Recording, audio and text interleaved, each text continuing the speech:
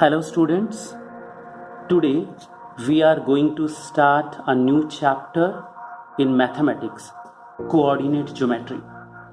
बहुत ही important chapter. अगर मैं बात करता हूँ कोऑर्डिनेट ज्योमेट्री की, आप बहुत सारी वीडियो गेम्स खेलते हैं और वीडियो गेम्स में कोई पॉइंट कहाँ पर है वो जो स्क्रीन होती है उसके ऊपर उस पॉइंट को मार्क करने के लिए दो नंबर्स की ज़रूरत होती है, if you observe carefully.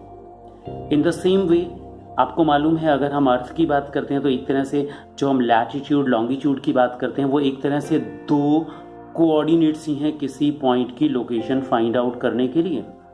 So here मैं आपको बता रहा हूँ कि किस तरह से हम एक प्लेन में किसी पॉइंट को फाइंड आउट करते हैं उसकी लोकेशन।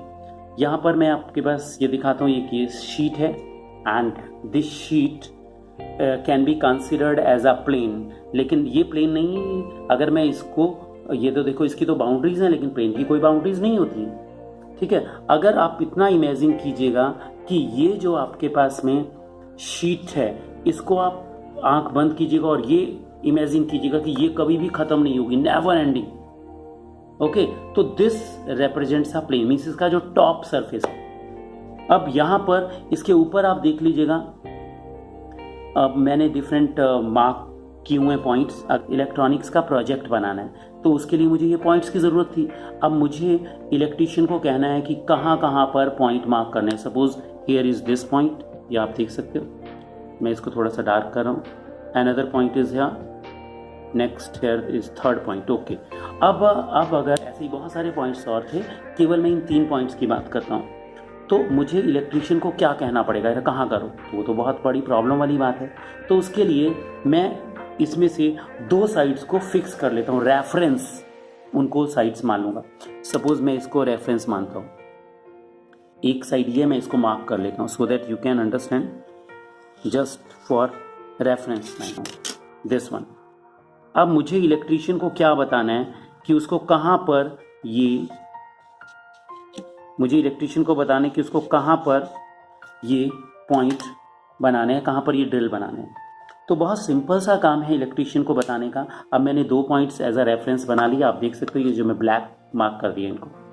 अब मैं उसको कहूँगा कि जो 2 ब्लैक साइड्स हैं, ब्लैक मार्क किए हुए मैंने, वो रेफरेंस हैं।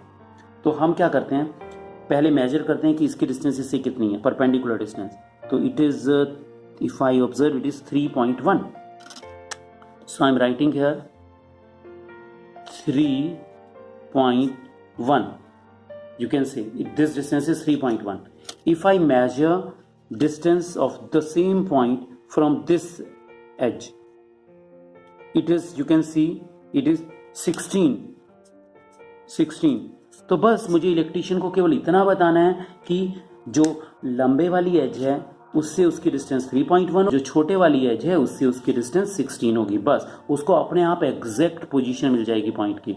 इन द सेम वे अगर मुझे ये सेकंड पॉइंट की बात करनी है, इसकी पोजीशन बताने के लिए दोबारा से concept is same.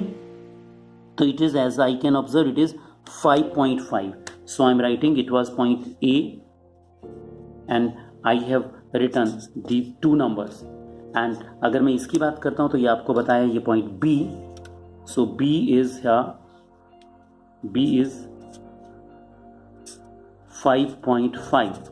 And what about the second distance, you can see it is 13.4 and the second distance is 13.4। Okay, now in coordinate geometry इन्हीं को हम कोऑर्डिनेट्स ऑफ द पॉइंट कह देते हैं। These are called coordinates of a point. Okay, so of a point की जगह हम the कहें तो ज्यादा अच्छा है, because the is the specific point. Now let me explain about the plane, और उसको हमने किस तरह से 2 एक्सिस हम ड्रॉ करेंगे वो मैं अभी आपको आगे बता रहा हूँ। सो यहाँ पर जैसे मैंने 2 लाइंस ड्रॉ कर दी, यहाँ पर तो एजेस, क्योंकि छोटी सी प्लेट थी तो 2 एजेस को मैंने रेफरेंस बना लिया। लेकिन अगर बहुत बड़ा प्लेन है तो उस केस में हम कैसे करते हैं, तो let us see. So far, we have understood the concept of plane and how can we represent the position of a point in a plane. Now you can see in front of you, we can consider this screen as a plane.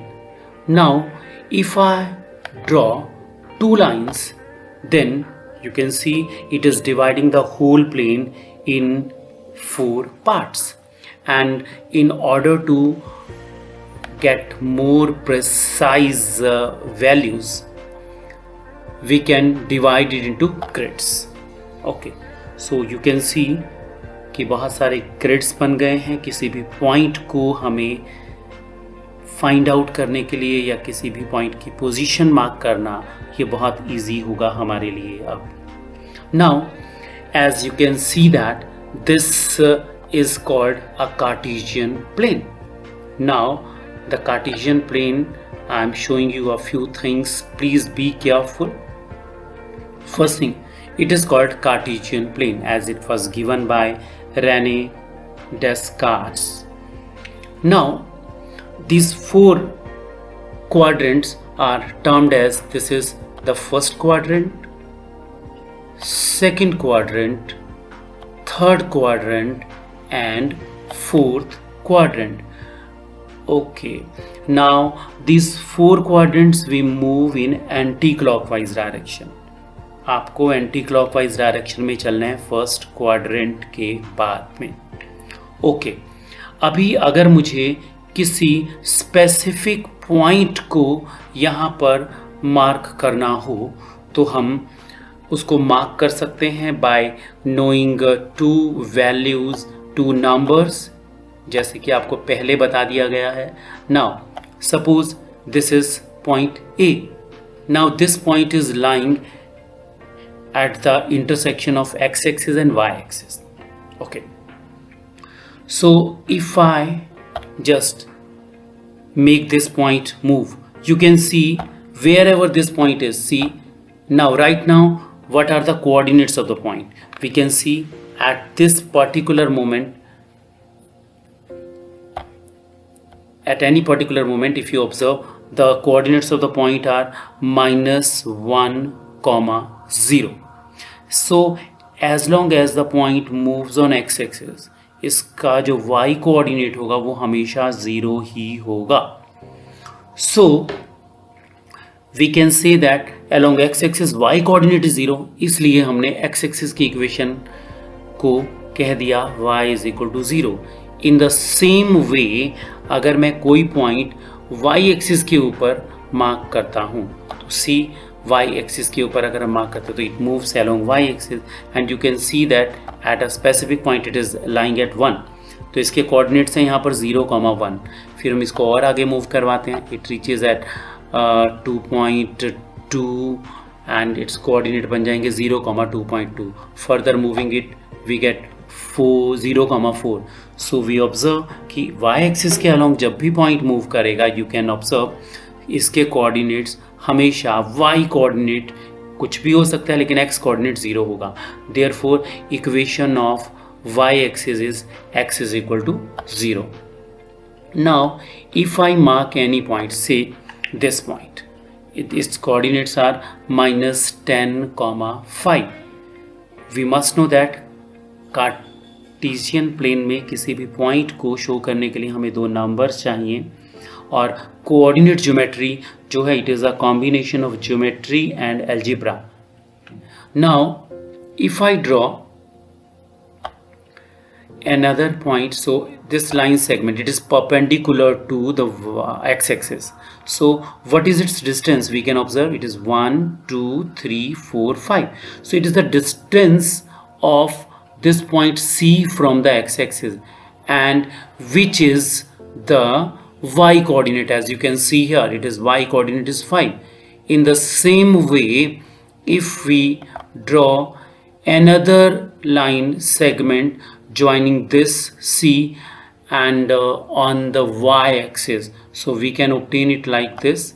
This is point C and it is the point of So this is perpendicular distance. We can see the distance of a point from x-axis shows y coordinate and distance from y-axis shows x coordinate.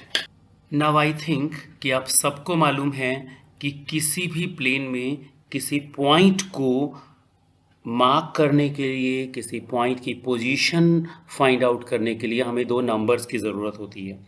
So now I will derive a very important formula.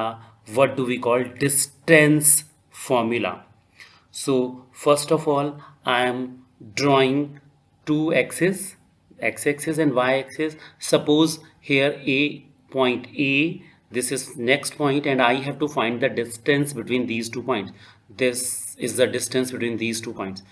And if I draw perpendicular from first point on the x-axis and perpendicular on the x-axis from the second point, and let the points be A x1 y1 and B x2 y2. So in order to find the distance between these two, first of all I consider it is as x-axis, it is x and it is x dash.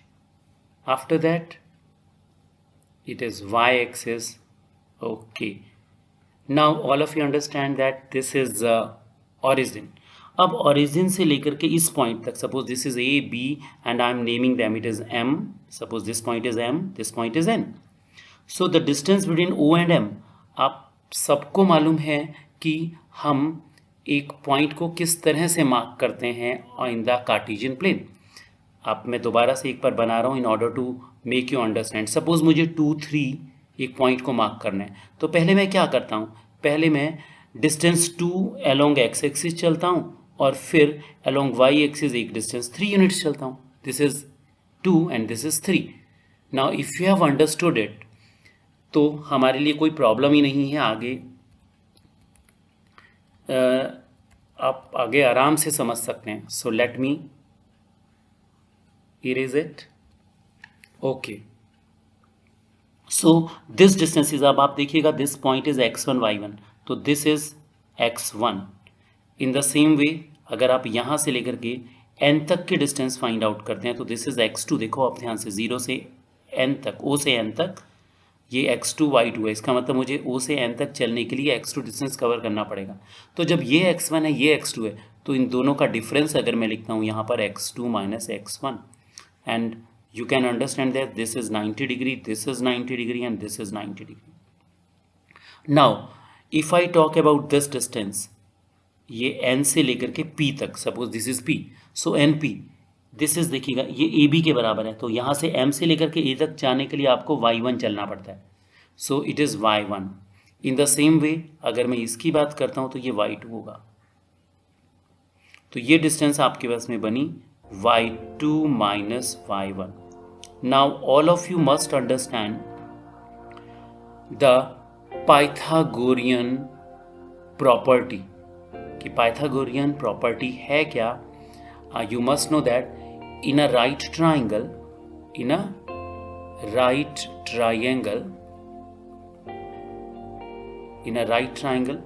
h square is equal to b square plus p square. Now you can see in the figure triangle APB is a right triangle. So in triangle I can write down in triangle APB. So what is the hypotenuse? Hypotenuse is AB. So I can write down AB square is equal to AP square plus BP square. Now just substitute the values जो आपको मालूम है. AB square as such, AP is x2 minus x1. You can see clearly from here. It is, I am writing x2 minus x1 whole square. This one, this whole square. Plus BP आप यहाँ से observe कीजिएगा. This is y2 minus y1. तो y2 minus y1 इसका भी square कर लीजिएगा. Now let me make space further. So I was interested in finding AB. So A B is, क्योंकि स्क्वायर हट गया तो टेकिंग स्क्वायर रूट, तो यहाँ स्क्वायर रूट का साइन आ जाएगा, x2 minus x1 whole square plus y2 minus y1 whole square. So this is called distance formula. Distance formula. Very important. Our first exercise is based on it. Okay.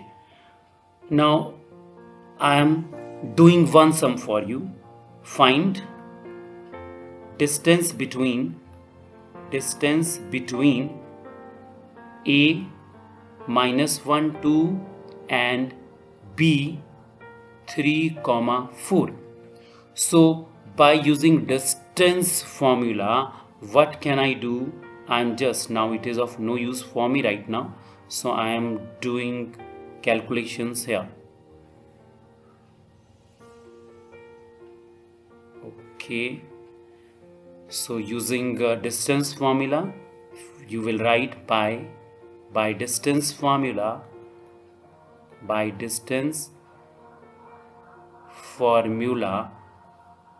AB is equal to, अब आपको बताया था this is x2 minus x1, तो this can be considered as x2 y2 and this can be considered as x1 y1. Just आपको value substitute करनी है, तो x2 की जगह आप 3 लिख दीजिएगा, इन बिटवीन माइनस साइन है और ये भी -1 है, तो आपको अगर ब्रैकेट में -1 लिखते हैं, ये मैं ये ब्रैकेट यूज करता हूँ, ये whole square plus y2 minus y1, see here y2 minus y1, y2 is here 4 and y1 is 2, इसका स्क्वायर किया, so here I get 3 minus -1, it will become 4 square plus 4 minus 2, 2 square, so I get 4 square is 16, 2 square is 4, so it is root 20.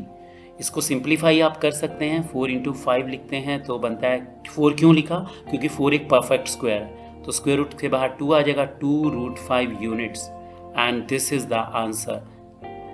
In the same way you can solve the exercise first completely.